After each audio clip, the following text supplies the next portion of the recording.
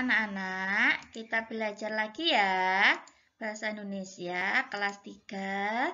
Kita sudah masuk tema 6, subtema 1, sumber energi. Kita akan belajar bersama Bunda Hana. Sebelumnya kita baca basmalah bareng-bareng ya. Bismillahirrahmanirrahim. Kita mulai halaman 2. Di halaman 2 ada sebuah cerita yaitu Siti yang sakit dan dibawa ke UKS. Ternyata Siti belum sarapan, makanya Siti menjadi lemas dan tidak bertenaga. Pak Guru menjelaskan kepada Siti bahwa tubuh kita butuh energi. Halaman 3. Di sana ada teks tentang matahari sebagai sumber energi terbesar. Semua benda yang menghasilkan energi disebut sumber energi. Bunda ulangi, sumber energi adalah semua benda yang menghasilkan energi. Air, udara juga sumber energi, tumbuhan dan hewan juga sumber energi. Nah, matahari sebagai sumber energi menghasilkan dua, yaitu energi cahaya dan energi panas. Di buku kalian ada gambar sebuah tanaman.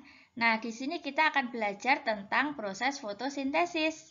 Tumbuhan membutuhkan makanan untuk tetap hidup. Nah, tumbuhan melakukan fotosintesis.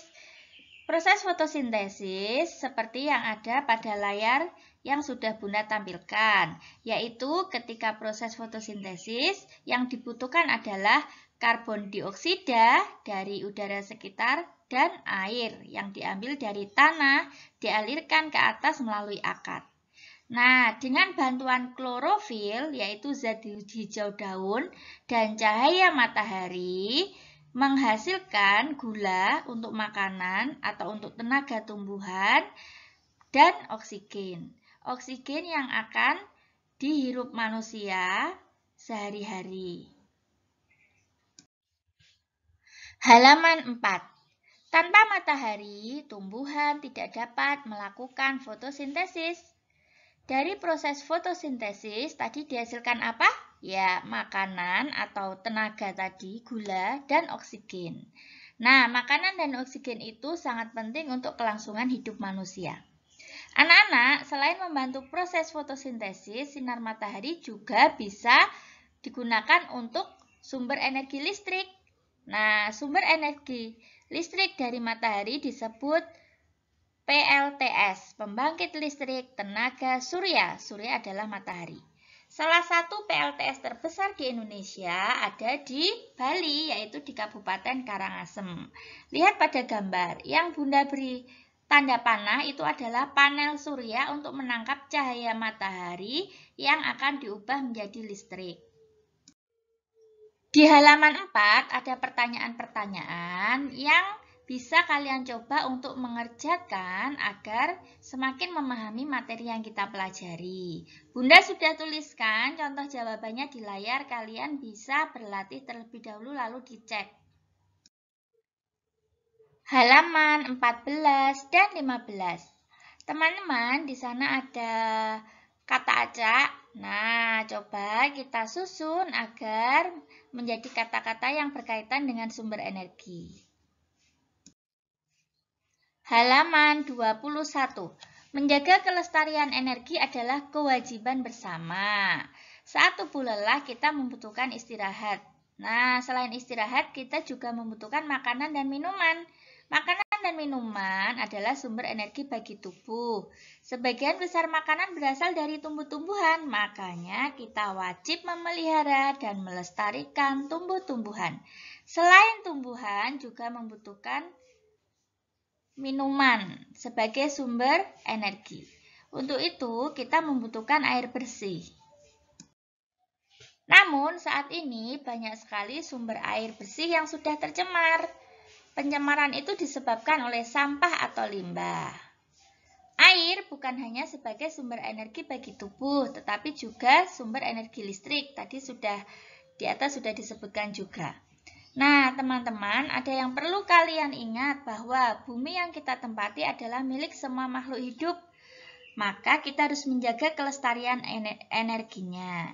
Jika sumber energi habis, maka kehidupan manusia akan terancam.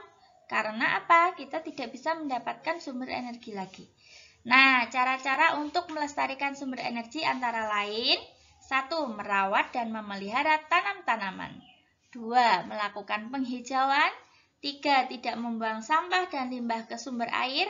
4. Menggunakan air secukupnya saja.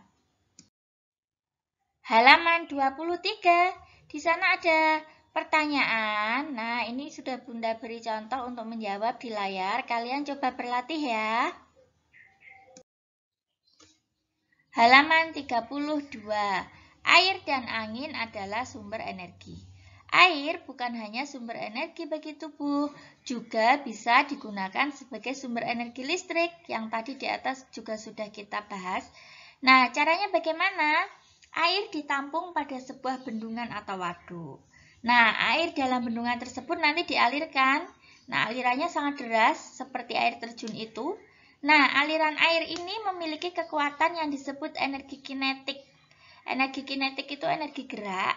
Nah, energi kinetik tadi akan menggerakkan kincir atau turbin. Gerakan kincir air akan menggerakkan generator listrik. Generator listrik ini yang akan menghasilkan atau membangkitkan energi listrik. Bunda akan tambahkan dalam layar, Bunda tampilkan tentang gambaran bagaimana listrik bisa terbentuk dari aliran air. Nah, di sebelah kanan sudah ada keterangannya, memang gambarnya pakai bahasa Inggris, tapi kalian bisa kira-kira sendiri bagaimana caranya air bisa menjadi listrik. Di layar Bunda juga sudah mencari beberapa gambar untuk gambaran seperti apa air bisa berubah menjadi listrik. Nah, di sana ada penampungan atau waduk, lalu ada generator yang bisa membangkitkan listrik, lalu ada power lines atau jalur transmisi daya untuk mengalirkan listrik-listrik itu ke kabel-kabel atau ke rumah-rumah nantinya. Anak-anak, di halaman 33 itu ada nama beberapa PLTA, pembangkit listrik tenaga air, dan lokasinya. Halaman 34. Setelah tadi ada pembangkit listrik tenaga surya, lalu ada pembangkit listrik tenaga air. Nah, sekarang ada pembangkit listrik tenaga Bayu PLTB, atau pembangkit listrik tenaga yang dihasilkan dari angin, karena bayu itu nama lain dari angin. Nah, udara yang bergerak disebut bayu atau angin. Bayu atau angin memiliki energi kinetik sama dengan air yang bergerak tadi. Nah, energi kinetik ini yang dapat menggerakkan kincir angin. Nah, kincir angin dapat menggerakkan generator listrik. Generator listrik yang akan membangkitkan energi listrik. Jadi, hampir sama dengan bagaimana air bisa menghasilkan listrik, yaitu dari generator yang digerakkan. Nah, PLTB terbesar terdapat di Sidrap, Sulawesi Selatan. Halaman 35. Di sana ada kata-kata acak, nak. Ayo kita cari kata-kata yang tersembunyi yang ada kaitan dengan sumber energi. Lalu ada kalimat-kalimat pertanyaan, kalian bisa menarik garis atau mengisi dengan kata-kata yang tepat. Di layar sudah Bunda tuliskan juga. Dikerjakan juga ya untuk latihan soalnya. Halaman 39. Di buku kalian ada percakapan. Nah, coba kita cari kata-kata penting yang ada dalam percakapan tersebut ya, yang sudah Bunda garis bawahi, yaitu bensin sebagai sumber energi mobil. Nah, bensin adalah salah satu jenis bahan bakar minyak. Bahan bakar minyak disebut juga BBM, berasal dari fosil hewan. Fosil hewan adalah hewan yang mati tertimbun di dalam tanah jutaan tahun yang lalu. Nah, makanya untuk membuat BBM itu membutuhkan waktu yang sangat lama. Selain untuk kendaraan, BBM juga digunakan untuk menyalakan kompor dan menghidupkan mesin-mesin.